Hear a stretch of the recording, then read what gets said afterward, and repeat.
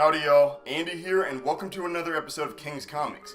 Today I'm going to go over my April haul, just what I collected and gathered during the month of April, so let's go ahead and dive right in. Now, I actually finally managed to pick up a copy of A Silent Voice, which is a movie I've been waiting on to come out, or at least to be localized in the United States. It's been out for I think a year or two in Japan, and it's actually the manga version of this. This is adapted from a manga that I think got turned into a TV show. Was something that I read while I was in college, so that was about 4 or 5 years ago. It started off as like a one-shot, so just a single issue, then was turned into a full-on manga series.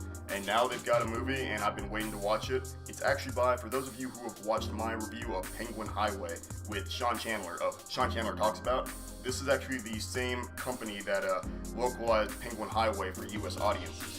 That being said, I can't wait to watch it, as well as to just put together a review on it, so stay posted on that. Now, I also managed to pick up a couple of steelbooks. For those who know about me, I've got kind of I just really like steelbook movies, as opposed to, they're just heavy and easy to weaponize and throw at people's head. I just really like that they have different covers and are just really interesting to me. So for my steelbook collection, I managed to cop Captain America Winter Soldier, as well as Captain America Civil War this month. That was a score. These are kind of hard to find, but I had a friend Peter who hooked me up with them, so shout out to you, DJ P2B. I really appreciate it, and yeah, I'm just really excited to rewatch these, especially after watching Endgame. Now, I also managed to get The Children Who Chase Lost Voices. This is by Makoto Shinkai, who's another one of my favorite anime directors. He is actually in charge of, or was the guy who directed Your Name, which got very popular with US audiences. Before that, he's actually already created a couple films, including the short film Voices of a Distant Star. This is kind of a big deal because Voices of a Distant Star is also, allegedly, one of Christopher Nolan's favorite anime, if not just movies of all time. In fact, some of the plot lines in Voices of a Distant Star, like if you watch that, then watch Interstellar, you'll see a lot of similarities, and I really enjoy it, as well as his work, so getting to find Children Who Chase Lost Voices was great. It's also based on just his love of Hayao Miyazaki movies, so it's a very interesting experience to see how that translates to screen, of him just kind of paying homage to, or homage, I guess, to Hayao Miyazaki. Oh yeah, I did grab another steelbook for my collection. SpiderMan Homecoming. I actually already have this one, but I got the Best Buy Pop Art Collection Edition. So this one's great because it turns out the one I already got was a UK edition, so I can't even watch the disc. So this was nice just to get an actual US copy so I can rewatch it at will. Moving on. Oh, actually, this one I've really been looking forward to it. I pre-ordered it months ago. It's Grace, based on the Jeff Buckley story. Jeff Buckley was this artist who kind of blew up into popularity for about 6 to maybe 5 to 10 years, like just very short period of time during the 90s. He actually only released one album called Grace. But unfortunately, shortly after releasing that album, while he was still kind of at the height of his career, he passed away while he was swimming at the age of 30. Now, the story is just kind of amazing. Just having read it in graphical form, I love indie comics, as not just Marvel and DC, but the idea that someone was able to take that as well as translate it to a comic book and graphic novel and just make it readable, palatable, and also have this kind of human level to Jeff Buckley's story. Please be looking out. I'll be doing a review on this, as well as just more reviews on comics I read besides single issues and besides superhero comics. Overall, I enjoyed the book. I recommend it, but look out for my review just on kind of the nuance of what I gathered from it.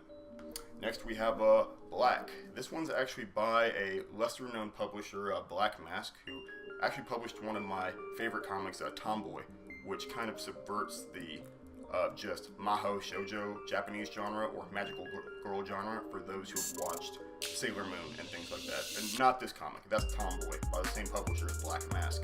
Now, Black, I'm actually not familiar with it, but this is actually a comic that I got recommended at my comic book shop, Dragon's Lair, here in Austin. I don't own a comic book shop. Dragon's Lair is just usually where I pick up my subscriptions, my comic pulls from, and they just recommended this to me one day because I was talking to them about trying to get into more social and political comics. So I'm going to kind of read this, see what I feel. Maybe I'll post a review on it, and as always, honestly guys, if you see something that I'm reading or that I've picked up and you want a review on it or you want to know more about it, please drop a line down in the comments or in the newly formed community tab. I'd love to hear your thoughts on things, even if you've read it or you like it or don't like it. I'd love for you to tell me. Maybe that can give me a little bit of an expectation going into things, or we can have a nice little discourse over what we think about it. Then we go into Batman, Volume 9 of the Scott Snyder run. This is, Bloom. So in this comic, we see a new Batman villain introduced named Bloom, or Mr. Bloom. He's actually this villain who can contort his body. He's just very creepy and wrong to look at. But he also starts giving just citizens in Gotham superpowers so that they can do whatever they want pretty much. And he's just trying to cause discord and chaos. It's almost like a science-y version of the Joker. But he's just got his own schemes and, machinations that he's trying to put underway, but just like upsetting the social order in Gotham by giving people superpowers. This is also the arc where Jim Gordon takes over as Batman for a little bit. I'll be kind of doing a recommendation review on the entirety of the Scott Snyder Batman run here coming up, just because I really enjoyed it and I'd love to kind of make some arguments for why I'd like you to read it or check it out. But this is an important comic to me because I've got volumes 1 through 8 and then 10, so with volume 9, this now completes my collection. And as a matter of fact, this was also nice because I got it a great deal on eBay. So as a reminder, y'all, I'll probably redo the video, but I get a lot of my comics whenever I buy volumes and all that, or hard to find comics. I'll search for them on Amazon and eBay and Half Price Books. So this was a nice score. Oh yeah, and then for the month of April, I also managed to pick up You Are Deadpool. This one's definitely getting a review because it's just an interesting concept. It's a Deadpool choose your own adventure story. I got sold on that at Dragon's Lair when I was picking up my subscriptions. They're like, oh yeah, wait, do you like Deadpool? Well, you might like this comic. I was actually there with one of the kids in my youth group, and he was mentioning how he liked Deadpool, and we bought some Deadpool comics the other day. So when I came back in, they recommended this to me because they remembered I was buying Deadpool comics. So I'll give it a read. I just really like that idea of just, well, apparently you can also do multiple read-throughs, and like your abilities and the story changes as you do read-throughs. So that'll be interesting to check out, especially because it's not a traditional choose-your-own adventure story. But let's keep it going. This is actually probably one of my best scores of the month, and I didn't even buy it. Shout out to the Yasso family, Louie, Angelica, and or Anyang as we like to call her, Louie, Angelica, and Kike, or Enrique. They scored me this vinyl of, the score to the Supergiant video game Pyre, which, for those of you that I've mentioned it to, or who have kind of followed the channel for a long time, Supergiant Video Games is probably my favorite video game developer. I love eating up anything they put out. That includes the games Bastion, Transistor, and Pyre. And I just love Darren Korb, the work. He's the artist the musician who's worked on each one of their soundtracks for all 4 of their games. Their 4th game, Hades, is coming out, but it's only in early release right now through the Epic Games Store, and it's also, unfortunately, only available for PC. I have a MacBook, and my work computer is a PC, but I do my best to not play games on my work computer. And if my boss is out there, I promise I do not play games on my work computer. That being said, April was kind of a light month, y'all. That's really all I picked up. Oh, yeah, I guess other than that, I picked up Nier Automata.